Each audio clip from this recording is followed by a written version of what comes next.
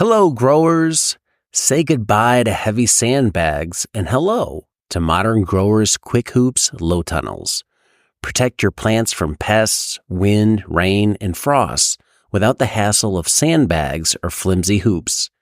Our patented design eliminates the need for clamps and ropes, while the unique wire system keeps covers secure yet easily accessible. Tested in the strong winds of New Zealand for over 20 years, quick hoops are light, strong, portable, and versatile. Most importantly, they're designed for field use. These aren't some lightweight system that only looks great in a greenhouse. Our hoops are designed to last in harsh field conditions. Use them with any covering to grow year-round and safeguard your crops. Shade cloth, frost blanket, insect net, clear poly, no problem. Quick Hoops can handle them. Get Quick Hoops today at shop.moderngrower.co and protect your crops for years to come. I think the attitude thing you hit on there is the big one, because that's key. When things are going well, we'll start here. It's hard to be negative and everybody's happy, everybody's making money, it's all good. It's when things don't go well, that's when it's really hard to be positive and it's really easy to be negative. And if you were doing, I'm making this up, $200,000 in sales last year, and this year you're at $90,000 in sales, that could be very hard not to beat yourself up over that, even if you know it's not your fault, it's the economy and that type of thing. But the gloom and doom scenarios can set in of where's this going to end? How are we going to survive?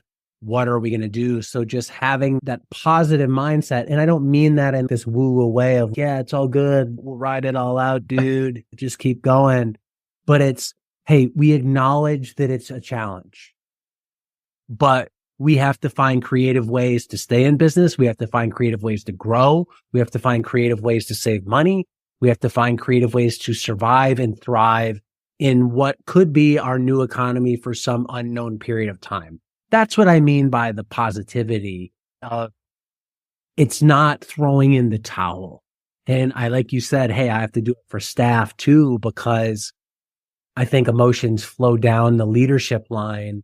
And if you're late, if you're depressed, if you're bummed out, anybody working with you is, man, if Jodi thinks this is bad, he owns the business. We only work here. We're totally screwed.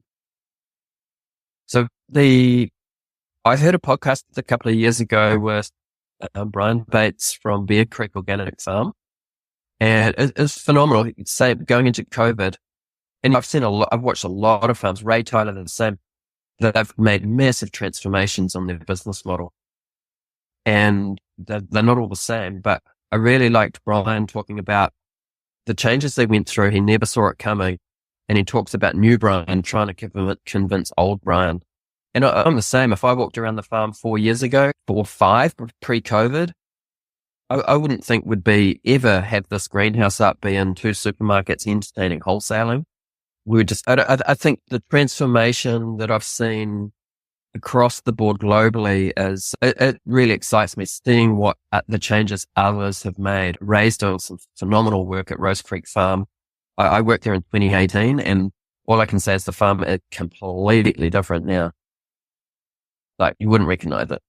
And yeah, really, that's really inspiring, seeing other people's successes and where they caught themselves by surprise. So I guess I could be saying now, if new Jodi was trying to convince old Jodi, there would have been some resistance.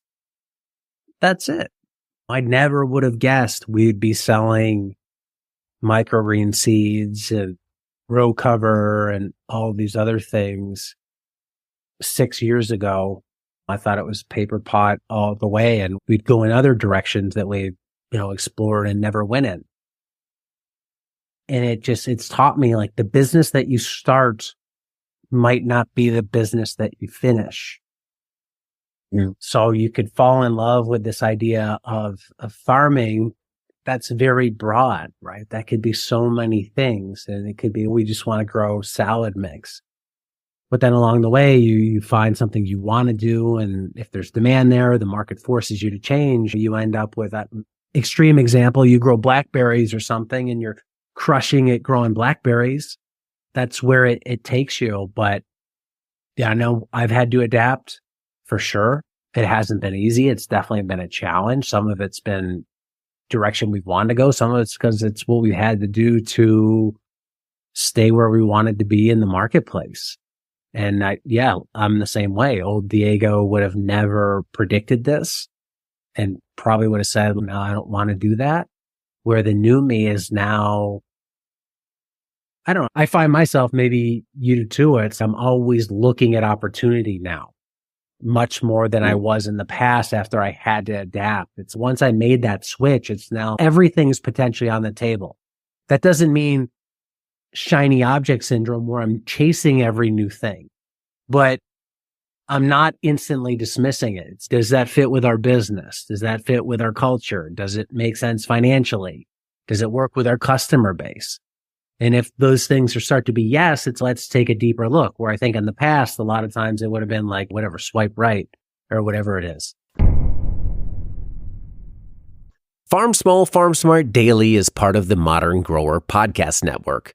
Check out some of our other shows like Carrot Cash Flow, the Growing Microgreens Podcast, and Farm Small, Farm Smart. Learn more about the shows using the link below.